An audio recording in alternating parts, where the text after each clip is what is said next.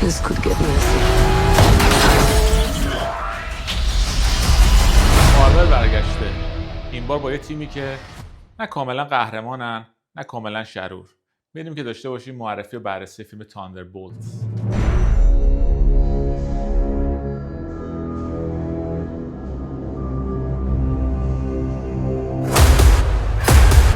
خوش اومدید مووی دیلر. با فیلم‌های روز، فیلم‌های روی پرده. این بار تاندربولتس جدیدترین محصول مارول. مارول برگشته با یه تیمی که نه توش قهرمان وجود داره نه آدمای کاملا شرور. پروژه‌ای که قراره از دل شکست‌ها دوباره مارول رو سرپا کنه. اگه فکر می‌کنی که بعد از فیلم اونجرز اند گیم دیگه بازی تموم شده، سخت داری اشتباه می‌کنی. این بار مارول با جدیدترین محصولش اومده و یه جورایی یه امید تازه داده به این دنیا.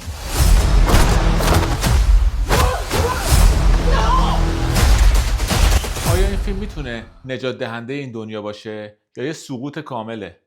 تا آخر ویدیو باشو ببین، یه اسپویل هم داریم برات. فیلم به کارگردانی جک شریر در واقع تلاش جدی مارول برای بازسازی وچش بعد از چند سال افت و شکست‌های پی در پی. این فیلم تو فاز پنجم دنیای مارول قرار میگیره.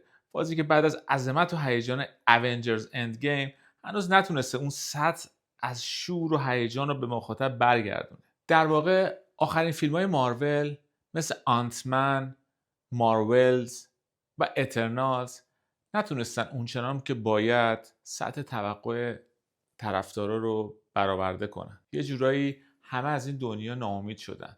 پیش خودشون گفتن که مارول دیگه تموم شده. دیگه چیزی برای رو کردن نداره. ولی اینجا این فیلم یه جورایی اومده که اعاده حیثیت بکنه. توی فیلم ما با 5 شخصیت طرفیم. اولینش یلنا بلووا با بازی فلورنس پیوه که میشه خواهر ناتاشا رومانوف، همون بازیگر فیلم بلک ویدو، و حالا توی تاندربولت به دنبال معنا و هدف جدیدی برای زندگیشه. شخصیت دوم باکی بارنز یا همون وینتر سولجره با بازی سباستین استن، از دوستان صمیمی کاپیتان آمریکا که سالها تحت کنترل ذهنی هیدرا بود، الان سعی میکنه با کمک کردن به دیگران این گذشته تاریکش رو جبران کنه. شخص سوم الکسی یا همون رد گاردین، نسخه روسی کاپیتان آمریکا، شخصیتی که ترکیبی از طنز و قدرت بدنی بسیار بالا و همچنین پدرخونده ناتاشا. 2 شخصیت دیگه هم داریم، گوست و جان واکر. گوست شخصیتیه که توی فیلم خیلی بهش پرداخته نمیشه. شخصیت خیلی باحالی داره و توی فیلم نامرئی میشه. احتمالاً تو فیلم‌های بعد بیشتر باش کار داشته باشن. و شخصیت پنجم هم جان واکر یا همون US ایجنت که توی سریال فالکون اند وینتر سولجر دیده بودیمش. شخصیتیه با نیت‌های خوب ولی یه کمی خشن. بدمن ماجرا شخصیتی به نام سنس. این شخصیت یه جورایی میشه گفت سوپرمن دنیای ماروله. شاید حتی از اونم قدرتش بیشتر باشه. احتمالاً تو فیلم‌های بعدی خیلی با این شخصیت ما کار داریم. این شخصیت 2 بعد داره و اون بعد دومش به نام وویده. فیلم با مأموریت شروع میشه که فقط از پس یه تیم خاص برمیاد. تیمی که اعضاش سابقه خیلی درخشانی نداره ولی هر کدومشون یه توانایی ویژه دارن. دولت آمریکا با هدایت شخصیت والنتینا این گروه رو برای یه عملیات خطرناک انتخاب میکنه. جایی که قهرمانا شاید جوابگو نباشن. ما با دنیایی روبرو هستیم که دیگه به قهرمانای سفید و بی‌نقص اعتمادی نداره و حالا باید به کسایی تکیه کنه که خودشون تا همین چند وقت پیش دشمن بودن. اگه بخوام توی یه جمله بهتون بگم تاندربولت کجای دنیای مارول وایساده، قطعاً بعد از فیلم اونجرز اند گیم توی این چند سال بهترین محصولیه که از مارول بیرون اومده. ولی این فیلم کامل و بی‌نقص نیست. فیلم یه حسی از هدف، ریتم و هویت داره. برخلاف خیلی از فیلم‌های اخیر مارول که یه جورایی انگار می‌خواستن این تقویمشون رو پر کنن و به داستان اصلی و اون خط زمانی که همیشه مارول بهش پایبنده خیلی اعتقادی نبود، اینجا انگار اومدن از اول دارن یه چیزی رو پایه‌ریزی میکنن. از اینجاست که ما داریم شخصیت‌های جدید، شخصیت‌هایی که توی فیلم‌های دیگه تقریبا تو حاشیه بودن، خیلی مهم نبودن. به این شخصیت‌ها نمیتونیم بگیم سوپر هیرو. اونا مثل آیرون من، ثور یا کاپیتان آمریکا نیستن. شخصیت‌هایی که انگار به گوشه رونده شدن. کسی خیلی بهشون توجه نمیکنه. بدمن نیستن ولی خیلی هم مهم نیستن. ولی اینجا اون شخصیت‌ها دور هم جمع شدن، دارن یه مأموریتی رو انجام میدن انگار تازه دارن یه چیزی رو پایه‌ریزی میکنن.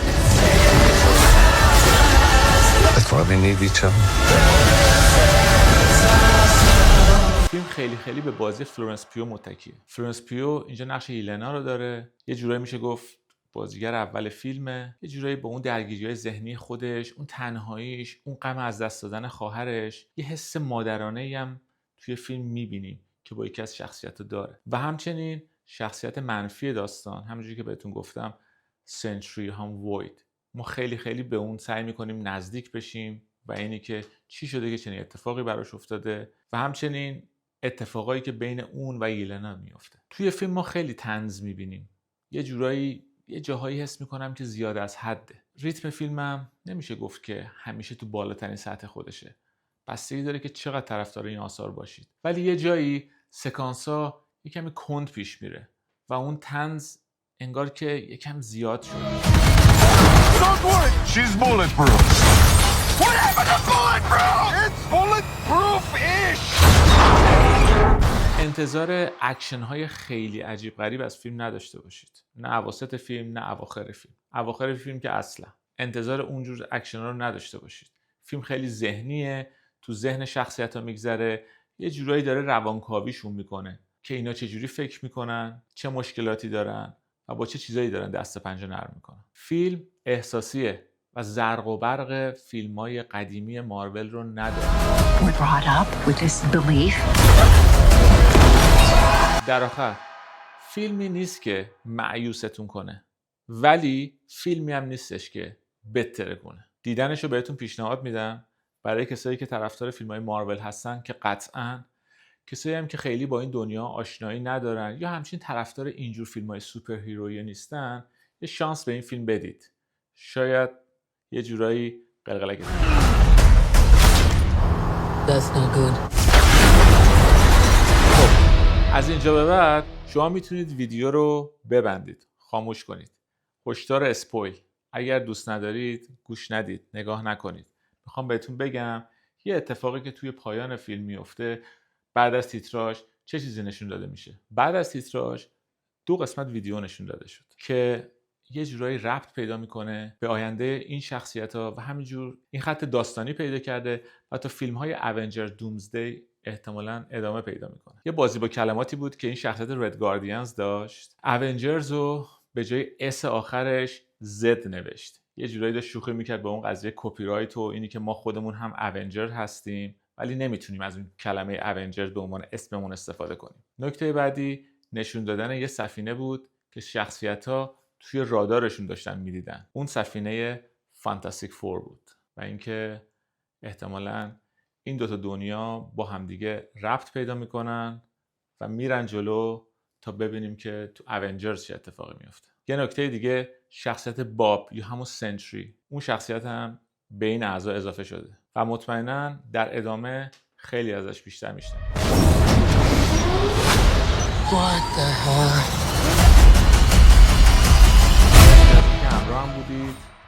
خیلی دوست دارم بعد از دیدن این ویدیو، بعد از دیدن این فیلم نظرتون رو بدونم. نظرتون رو راجع به فاز جدید فیلم‌های مارول، این فیلم‌های سوپر هیرویی اصلا بهش علاقه دارید یا نه؟ و نکته مهمتر این که فیلمایی که روی پرده میاد و شاید یک کمی دیرتر به دستتون برسه، علاقه دارید بهش که زودتر به بررسیش بپردازیم؟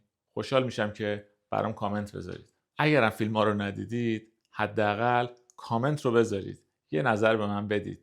این خیلی به من کمک میکنه در جهت بالا بردن الگوریتم ویدیوها توی یوتیوب. لایک و سابسکرایب فراموشتون نشه و زدن اون زنگوله که خبردار بشید از جدیدترین ویدیو. قربون همتون تا برنامه بعد.